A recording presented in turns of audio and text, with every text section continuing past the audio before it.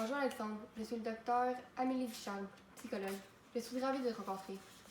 C'est Alex. Pardon? Mon nom c'est Alex, pas Alexandre. D'accord Alex, je t'appelais ainsi si tu préfères. C'est tes parents qui ont demandé principalement à ce que tu aies une consultation avec un psychologue. Ils ont dit qu'ils espéraient que ça te ferait du bien. Que te confier à une personne à propos de tes problèmes, tes difficultés, tes émotions, pourrait t'aider. Toi, qu'est-ce que t'en penses?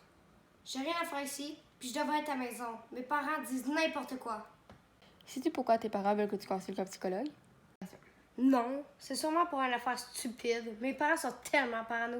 Tes parents ne sont pas parano, simplement inquiets comme n'importe quel parent pour son enfant. Tu es ici parce que tes parents disent que depuis ton entrée au secondaire, tu as énormément changé. Ils craignent que tu as des problèmes de stress, une difficulté dont tu ne veux pas leur parler. Peut-être même de mauvaises fréquentations. L'adolescence est un moment compliqué dans la vie d'une personne. Les apparences peuvent parfois être très importants et le jugement peut se faire très vite. C'est normal que ça puisse faire peur parfois. Pouvez-vous aller droit au but pour que je puisse rentrer chez moi, puis j'ai pas de problème de stress, ni de difficultés, puis surtout pas de mauvaise fréquentation. Selon les informations qu'on m'a données, ce n'est pas tout à fait comme ce que tu me dis. Alexandre. Alex. C'est vrai, pardon. Alex, tes parents et même certains membres de ton entourage disent que depuis quelque temps, le mensonge était devenu ton quotidien et... Est-ce que vous insinuez que je suis un menteur? Je n'insinue rien. Je te dis ce qu'on m'a raconté. Tu n'as pas resté sur la défensive avec moi, Alex. Je ne suis pas là pour rire de toi, mais pour t'aider. Je ne te jugerai pas. Selon ce que j'ai, tu aurais raconté que ton père était médecin et ta mère dirigeante d'une grande entreprise, alors qu'ils sont respectivement comptables et éducatrices à la garderie. Tu aurais déjà fait le tour du monde, alors que selon tes parents et ton frère, le plus loin où vous êtes allés ne sortait pas de la frontière du Canada. Parlant de ton frère, il semblerait que je n'en possède pas d'après tes dires.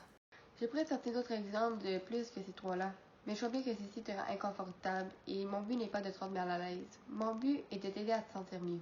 J'ai rien.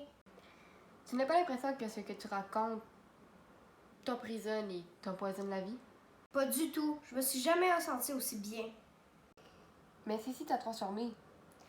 De ce que je lis, tu étais un garçon très gentil, à l'écoute, respectueux. Aujourd'hui, tu passerais ton temps centré sur toi-même, irrespectueux envers ceux que tu considères pas comme tes amis.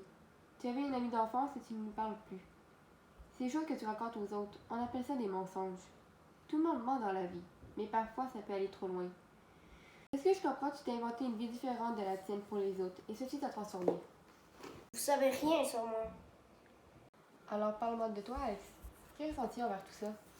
Ce que je ressens, ce que je deviens ne concerne personne d'autre que moi. Vous n'avez rien à dire. Tout le monde veut que je dise la vérité, que ça me ferait sentir mieux. Il me demande tellement que maintenant je suis obligée de voir un psychologue pour rien. Je veux pas dire la vérité. Oui, je mens. Mais la faute à qui? Ma vraie vie est nulle.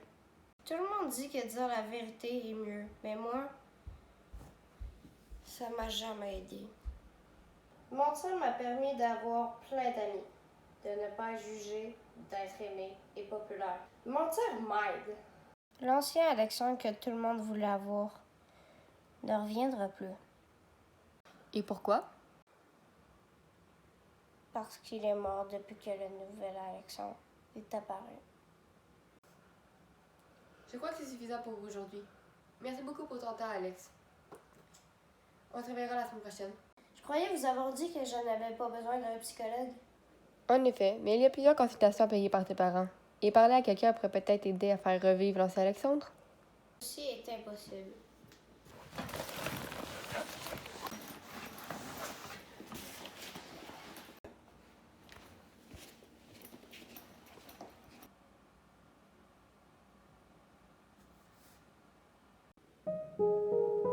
D'abord, les autres ne vous feront plus confiance. Vous essayerez alors de leur promettre de changer pour obtenir de nouveau leur confiance. Ils accepteront alors de vous laisser une seconde chance. Mais mentir était devenu votre vie. Vous ne pourrez réussir de respecter votre promesse et vous recommencerez à mentir. Les autres s'éloignent de nouveau de vous et le même procédé recommencera encore et encore et encore jusqu'à ce que plus aucune confiance ne vous soit accordée pour de bon.